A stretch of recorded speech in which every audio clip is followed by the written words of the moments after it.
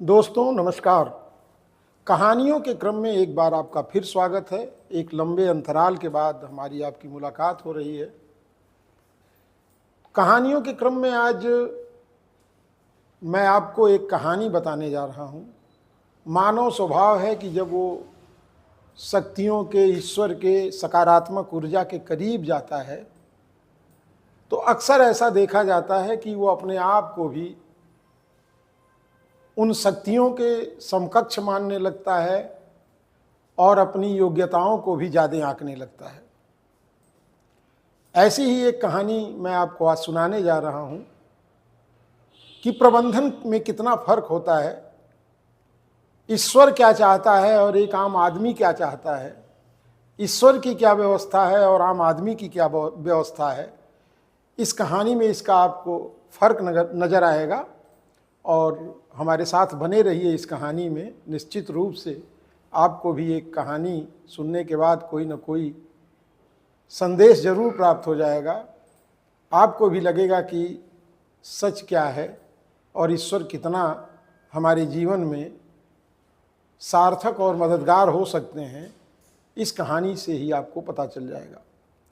प्रखर आस्था देख रहे हैं आप, मैं हूं विमलेश शुक्ल। एक आदमी था, एक मंदिर में अनुचर था, मंदिर की साफ सफाई करता था। मंदिर खुलने के पहले पूरे प्रांगण की सफाई, वहाँ धोना पोंछना, साज सज्जा करना, ये उसका दैनिक का काम था। ये काम वो नियमित करता था। धीरे धीरे उसकी आस्था इतनी थी कि वहाँ स्थापित मूर्ति,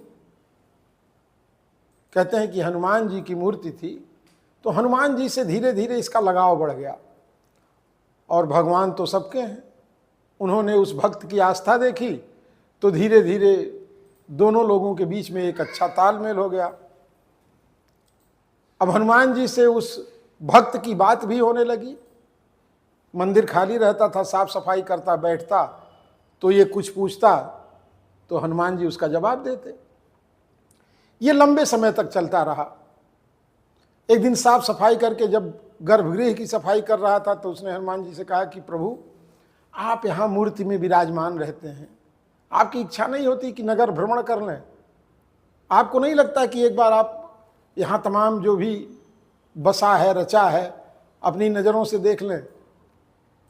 तो भगवान ने कहा, भाई देखो, ये तो है बड़ा मतलब प्रस्ताव तो ठीक है, लेकिन मैं यहाँ से चला जाऊँगा तो जो लोग आएंगे उनकी समस्याओं को कौन सुनेगा? खैर आपस में सहमति बनी तो हनुमान जी ने कहा, ठीक है, मैं तुम्हारे शरीर में प्रवेश करूंगा और तुम इस मूर्ति में आ जाना। अब कहानी है, कहानी का तो संदेश होता है। तो इस पे आम मतलब दोनों लोगों में रजामंदी हो गई। फिर एक दिन हनुमान जी ने उस भक्त के शरीर में प्रवेश किया और उसकी आत्मा को ही मंदिर में ही छोड़ दिया। हनुमान जी चले गए। जाते जाते हनुमान जी ने अपने भक्त से कहा, देखो, मंदिर पे कोई भी आए, कुछ भी करे, तुम किसी से कोई बात नहीं करोगे, कोई जवाब नहीं दोगे, नहीं तो बात बिगड़ जाएगी। अब प्रभु की व्यवस्था और आदमी की व्यवस्था का फर्क यहीं से शुरू हुआ। ये चला गया, मतलब वही वो जो सेवक था गर्भगृह में रह गया, उसकी आत्मा रह गई और हनुमान जी ने उसके शरीर में प्रवेश किया, नगर भ्रमण पे निकल गए। ये घटना हुई तो उसी समय एक व्यापारी जो एक अपने प्रतिष्ठान के लिए काफ़ी धन लेकर के जा रहा था, वो नियमित मंदिर आता था। उसके पास एक बटुआ था जिसमें काफ़ी मुद्राएं थीं, स्वर्ण मुद्राएं थीं और सब था। तो मंदिर में गया तो वहीं बटुआ रखा और हनुमान जी को प्रणाम करके उसने कहा कि प्रभु ध्यान दीजिएगा, एक नए प्रतिष्ठान को पुनः शुरू करने जा रहा हूँ, आपकी हमेशा कृपा रही है हमारे ऊपर, इस बार भी कृपा रहे। और ये कह करके वो आगे निकल गए सेठ जी। लेकिन जाते जाते उनका वो सोने के सिक्कों से भरा बटुआ वहीं मंदिर के चौखट पे रह गया।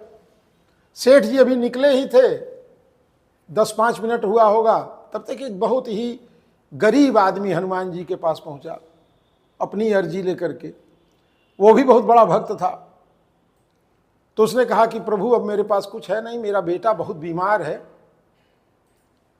और मैं अस्पताल जाने के लायक भी नहीं हूं, मेरे पास धन एकदम नहीं है, कोई देने को भी राजी नहीं है, मेरे पास ये एक सिक्का है और इस सिक्के से मेरे बेटे का इलाज नहीं होगा, इसलिए मैं आपको अर्पित करता हूं। और उसने दान पात्र में डाल दिया।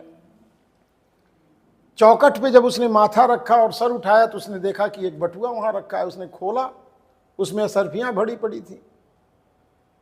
तो खैर वो बड़ा प्रसन्न हुआ कि चलो ये तो धन मिल गया, हनुमान जी ने मुझको दे दिया, अब मेरे बेटे का इलाज हो जाएगा। और वो ले करके चला गया घर और वहां से चला गया अस्पताल। बेटा भी उसका ठीक हुआ होगा।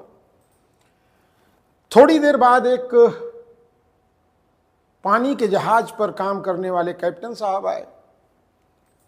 तो वो लंबी छुट्टियों के बाद आते थे, घर रहते थे, फिर जब नई यात्रा शुरू होती तो हनुमान जी का दर्शन करते, अपनी अर्जी लगाते, चले जाते। तो जब वो जहाज के कप्तान वहां पहुंचे और उन्होंने माथा टेका, वहां से जाने की अभी सोच ही रहे थे, तब तक सेठ जी को इसके पहले ही पता चल गया कि इनकी जो थैली है जिसमें रुपए थे, जिसमें उनका धन था, वो वही मंदिर पे छूट गया था। तो सेठ जी वापस जब लौटे तो पुलिस को हाथ साथ में लेते आए। अब जब पुलिस साथ ले कर आए तो वो कैप्टन साहब पकड़े गए। सेठ जी ने कहा अभी अभी मैं गया हूं, मेरे बाद यही आए हैं, इन्होंने ही मेरी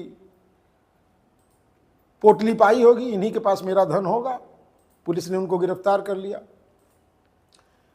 अब कैप्टन साहब को लेट हो गया तो जहाज भी उनका छूट गया। खैर वहीं रह गए। विवाद बढ़ा तो तब तक कैप्टन साहब की नाव नहीं गई थी, कैप्टन साहब वहीं थे, मौके पर ही मौजूद थे। अब जो भक्त था हनुमान जी का, जो उस गर्भगृह में था, तो आत्मा तो थी।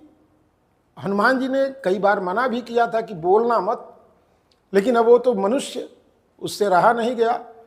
मंदिर के प्रांगण में ही विवाद बढ़ गया। जब विवाद बढ़ गया तो वो जो हनुमान जी का भक्त था उस गर्भगृह में, वहां से आवाज आई, नहीं नहीं ये झूठ है, इस कैप्टन ने इस सेठ का धन नहीं लिया है, वो तो एक गरीब आदमी आया था, उसने लिया है और उसका नाम ये है, मैं उसको जानता हूं। खैर पुलिस ने जब तफ्तीश की तो सही पता चला, धन बरामद हो गया। ये घटना एक आई, घंटे भर में सुबह सुबह खत्म हो गई। शाम को जब वो भक्त के शरीर में हनुमान जी वापस आए और जब हनुमान जी ने मूर्ति में प्रवेश किया और वो शरीर में प्रवेश किया तो रात का समय था, शाम का समय था, भीड़ नहीं थी। तो हनुमान जी से उसने पूछा कि कहिए कैसा रहा आपका नगर भ्रमण। हनुमान जी ने कहा बहुत अच्छा, तुम बताओ। तो उसने कहा अरे महाराज जी जान लीजिए आप तो बहुत गड़बड़ी होते होते बच गई। एक निरीह आदमी एक सेठ का धन चुराने के आरोप में जेल जाने वाला था, मैंने उसको बचा लिया। तो हनुमान जी ने कहा कि क्या है, पूरी घटना बताओ। तो उसने बताया कि ऐसे हुआ, सुबह सेठ जी आए, फिर एक गरीब आदमी आया, फिर एक कैप्टन साहब आए। कैप्टन साहब ने चोरी नहीं की थी तो मैंने उस गरीब आदमी का बता दिया, नहीं तो कैप्टन साहब तो जेल चले जाते। हनुमान जी ने कहा लो तुमने बोल करके तो सारी गड़बड़ियां कर दी। तो उसने कहा क्या हुआ। हनुमान जी ने कहा ये तीनों मेरे परम भक्त थे। सेठ जी ने अपने उद्यम से बहुत कमाया था लेकिन उन्होंने किसी की मदद नहीं की थी। तो हमने व्यवस्था बनाई कि सेठ जी का कुछ धन उस गरीब आदमी को दिलवा दें जो मेरा भक्त है, उसका बेटा बीमार था। तो मेरी योजना तो ये थी कि सेठ जी का धन कुछ पुनीत कार्य में चला जाए तो उनके भी कुछ पाप कट जाए, चूंकि हमारे ही भक्त हैं, प्रभु तो सबके हैं। तो उसने कहा अच्छा। हनुमान जी कहा फिर देखो, जो आदमी जेल जाता, जो कैप्टन था, मुझे पता है वो भी मेरा बहुत बड़ा भक्त है, और जिस जहाज से वो आज निकला है वो तूफान में फंसने वाली है, उसके ऊपर संकट आने वाला है। तो मैंने उस भक्त की सुरक्षा के लिए भी ये प्रबंध किया था कि वो अगर जेल चला जाएगा तो संकट से बच जाएगा, लेकिन तुमने बोल करके सब खराब कर दिया। तो कहानी हमको ये संदेश देती है कि जो प्रभु की बनाई हुई व्यवस्था है उससे बेहतरीन व्यवस्था मनुष्य नहीं कर सकता। वो जो खाका खींचते हैं, वो जो व्यवस्था बनाते हैं, वो सबके सुख के लिए और सबके हित के लिए होती है। ईश्वर के प्रबंधनों को आप जब बिगाड़ेंगे तो इस तरह से ही उल्टा सीधा कुछ ना कुछ तो हो ही जाएगा। तो ये कहानी हमको इस बात का विश्वास दिलाती है कि प्रभु की हुई सारी चीज़ें बहुत ही सही होती हैं, मर्यादित होती हैं, और ईश्वर का आशीर्वाद हर अमीर और गरीब पर होता है। ये कहानी आपको कैसी लगी हमें कमेंट बॉक्स में बताइएगा। बाकी देखते रहिए प्रखर आस्था। नमस्कार।